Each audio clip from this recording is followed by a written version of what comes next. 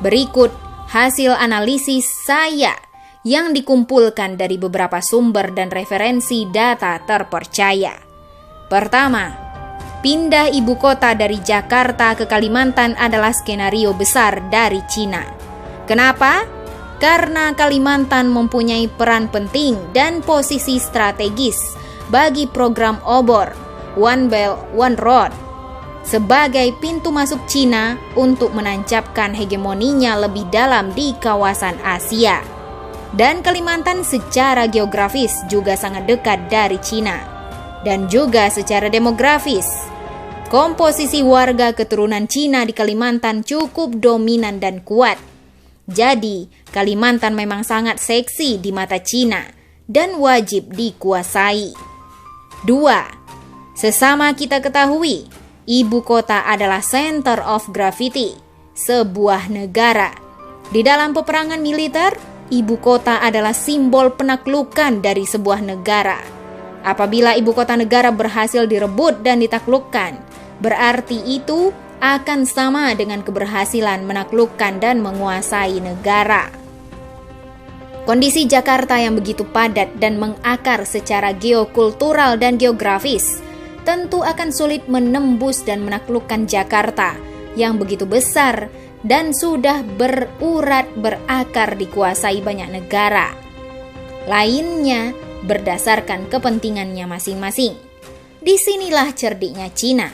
Trauma akan lengsernya Ahok dan gagalnya proyek reklamasi Jakarta dan Meikarta menjadikan Cina mempercepat agenda pemindahan ibu kota Indonesia ke Kalimantan. Tujuannya apa?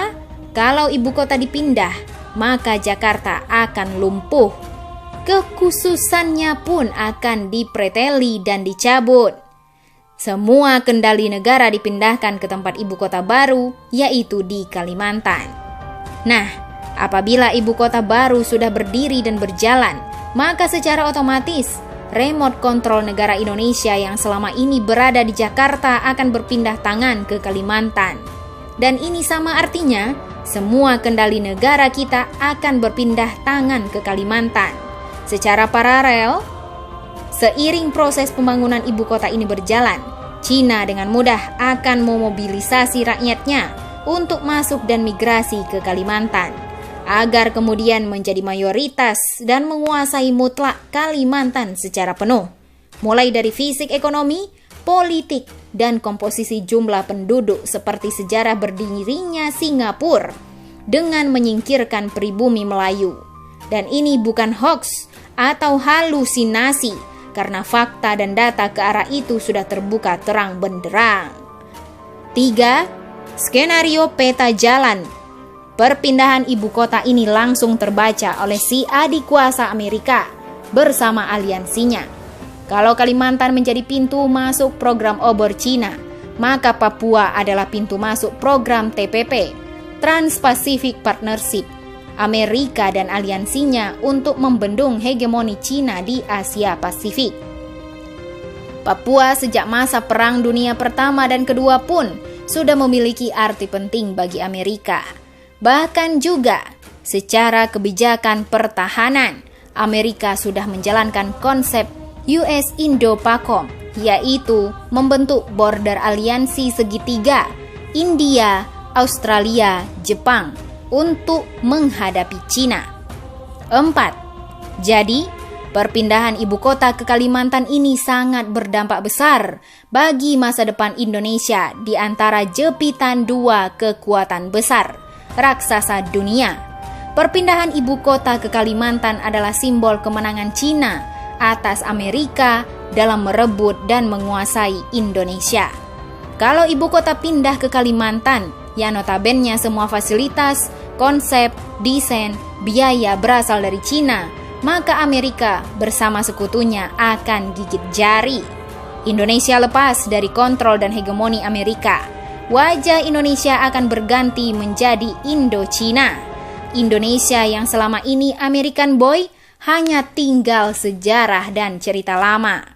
So pasti dampak perpindahan ibu kota ke Kalimantan, semua yang terkait penguasaan atas tanah, bumi, air, birokrasi, sumber daya alam, aparatur, semua bergeser, serta juga pindah berada di bawah kendali ibu kota baru, made in China.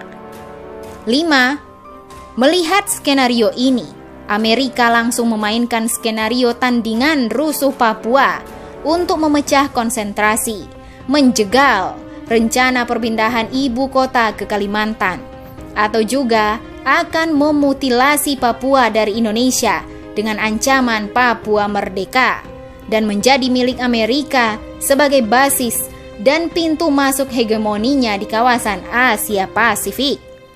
Karena pasti Amerika tidak akan rela ladang suburnya selama ini akan diambil alih Cina karena sumber kekayaan alam Papua yang melimpah serta letak geografis Papua yang tepat berada di tengah kawasan yang menghubungkan Amerika dengan Asia Pasifik Australia. 6.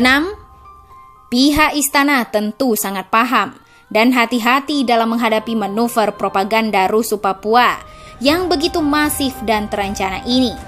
Makanya jangan heran, aparat khususnya Polri serta istana seperti gagap menghadapi situasi ini.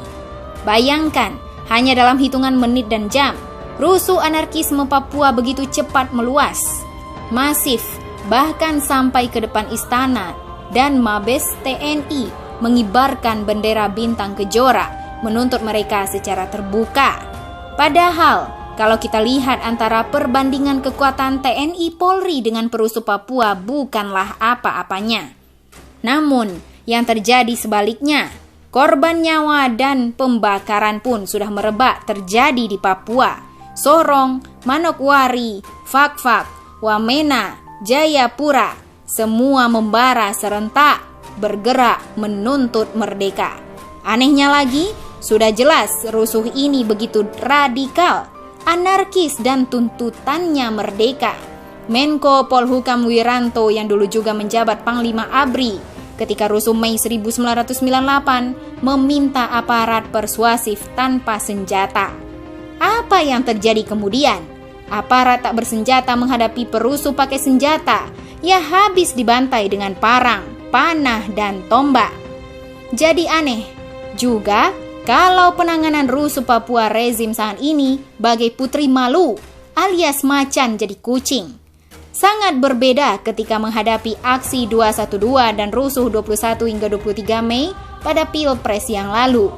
Negara kelihatan begitu ganas, perkasa, malah semena-mena terhadap umat Islam yang datang membawa sajadah dan kopiah.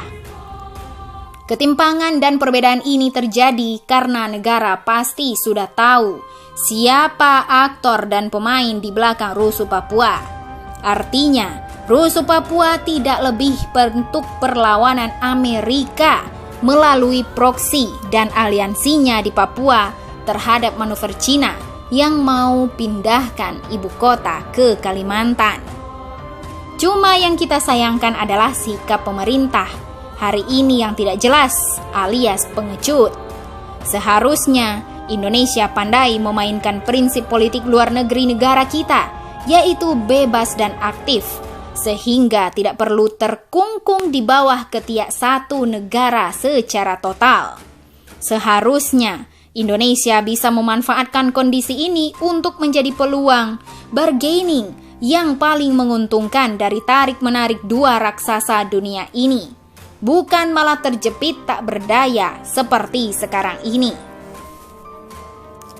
Untuk itu, kembali pada kesimpulan, inilah saatnya bangsa Indonesia menyiapkan skenario ketiga untuk membebaskan Indonesia dari jepitan dua raksasa dunia ini. Cukup rakyat yang jadi korban, negara diobok-obok, kita diadu domba. Indonesia harus bangkit dari kondisi keterjajahan ini. Mari rakyat Indonesia bersatu padu untuk mendesak pemerintah agar berani bertindak tegas, menumpas separatisme Papua dengan tuntas. Karena kalau tidak, rusuh Papua bisa menjadi pemicu utama dari disintegrasi bangsa.